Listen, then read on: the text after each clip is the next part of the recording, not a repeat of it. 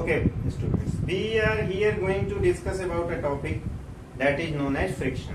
As previously you know that friction is a type of force which acts between two surfaces when there is a relative motion between there or a tendency of motion. Do not say word that friction is a force which opposes the motion. Friction opposes only the relative motion. Suppose we have such as like this is a surface, this is the another surface, they are kept on it. At this condition there is no force of friction acting between the surfaces. Now if I am going to apply some force, I am applying some force so that this body can move in the direction, but when I have applied the force, at the same time friction force is produced to stop the motion. Here we have a tendency of motion, so the friction is working, and if it is moving then again the friction is working, right?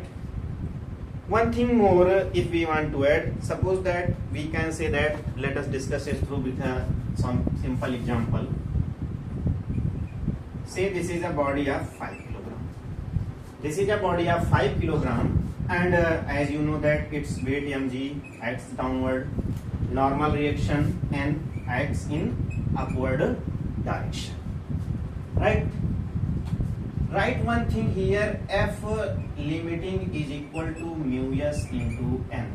We will discuss further what is mu s, what is n, but now write it. If we are going to apply a force in the direction F, then we have friction in opposite direction to oppose the tendency of motion, or if there is motion between the surfaces. Okay, when you have applied a force on an object, such as like you have sometimes seen that you are applying an object and object is not moving. You have increased the force, object is again not moving. You have again increasing the force and object starts moving. So the condition is that, going to this formula where mu is written, mu is said to be coefficient of friction. If static friction is there, coefficient of static friction. If kinetic friction is there, coefficient of kinetic friction. There are two types of friction. When there is tendency of motion, then static. When there is actual motion, then that is known as kinetic friction. Let us choose one word, say mu is equal to 0.2, right? Here we have Fs or Fl. Fl, if we are going to calculate, we can calculate 0.2, and here there is no vertical motion in the object, so n equals mg, and if n equals mg, we can say that 0 into 2 taking 5, and for simplicity take g as 10. So 5 to 10 Newton. We have calculated the limiting friction. It means that the maximum opposing force which can be offered by the object is 10 Newton, right? And if I am applying, say that a force of F is equal to 6 Newton here, what will happen? This is 6 Newton, this can be up to 10 Newton, so do not get confused. Such as like you have not seen any example in your daily life that if you are pulling an object in a direction and object just moves in another direction. It doesn't happen. It means that if object is not moving, this force is 6 Newton, this force must be 6 Newton, and this is the phenomena of the friction. Friction is a type of force which is adjusted itself.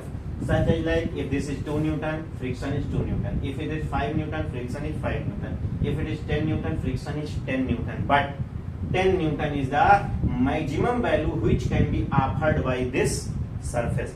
If we are going to increase the force 10.1 Newton, object moves. When force becomes greater than the maximum friction, object starts moving. It means that if we are applying the force until a limit of the friction, object will not move. If we are crossing that limit, object is moving. And when the maximum frictional force is greater than the applied force, at that time there is no actual motion, and at that time Fs is always equal to F. That is, friction is a self-adjustable force. Now after solving things, we can get what is the value and everything else. So you can say that there are two types of friction are simply friction. Friction is a type of force which opposes what? Relative motion or tendency of motion. Relative motion or tendency of motion. What is the reason behind the friction? If we go on the microscopic level, any surface is not regular. Every surface has some irregularity, and say that this is the another object which is kept on that surface. This is the object. And if we trying to move this object, if we are trying to move this object, there is some irregularity, and these irregularities are get interlocked. That is, if an object is wants to move further, it has to cover this much height. So the friction is offered the force which is required to cover the distance or height by the object. That is the friction. That is the main reason of the friction is irregularities between the surfaces. Irregularities between the surfaces. Right. Now we can say that we have two kind of friction. First one is the static. Second one is the kinetic. And in case of static friction, come here. Static friction, a friction when it works only when there is a tendency of motion. If there is a tendency of motion, friction works. As our previous discussion, we know that if I am going to apply the force on this object to move, object is not moving, again I am increasing the force, not moving, increasing the force, not moving, and every condition the friction is equal to the applied force. And now I am just at limiting friction value. If I increasing, I am going to my force by a little bit, object just starts moving. That is the limiting friction is the condition when the object is in the condition of just to move, but it is not moving. And if you are going to increase the force by a little bit, object will moves, and that is known as the limiting friction. Limiting friction. And we can say that in case of limiting friction, the frictional force is proportional to the normal reaction. These are the laws of the limiting friction. First one, Fs proportional to M. Or here you can write again, Fs can be less or equal to mu Sn. Why less? Because it is adjusting according to the applied force. Fs is equal to mu Sn. And now the relation is clear. What I have used initially. So mu S is coefficient of static friction. Mu is the coefficient of static friction. This is the relation. Second one is says that friction, in case of limiting friction, friction does not depends on area of contact. Friction does not depends on the area of the contact of the surfaces in case of limiting friction.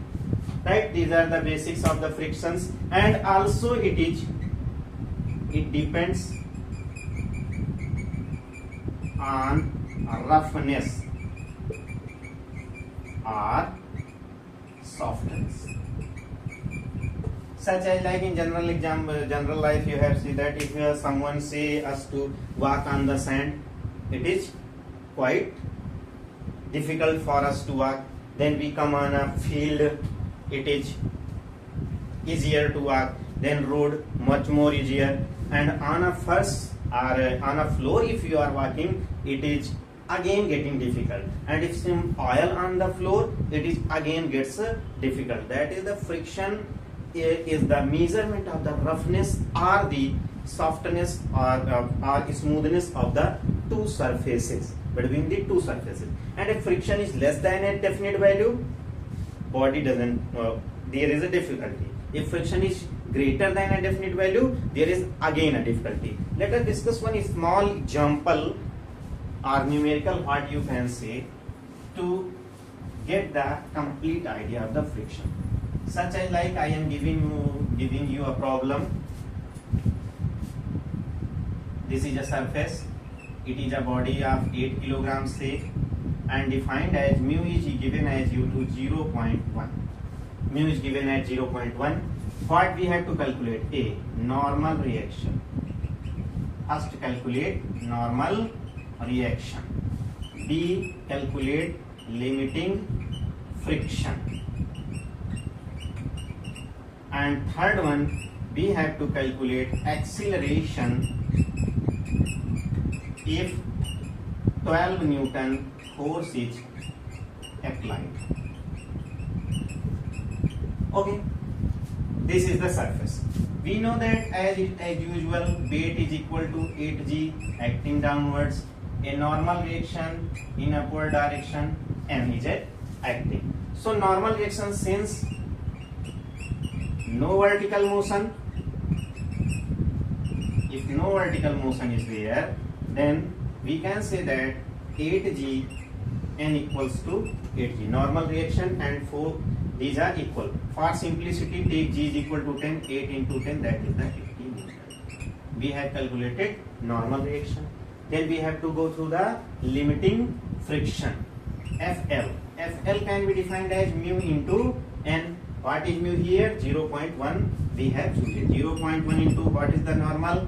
80 Newton. So it becomes 8 Newton. 8 Newton is the maximum frictional force which can be offered by the object. Now see, what is our applied force? F.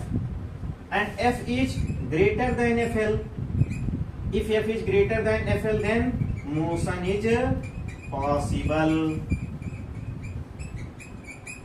If F is equal to FL, then motion with zero acceleration, and if F is less than FL, no motion.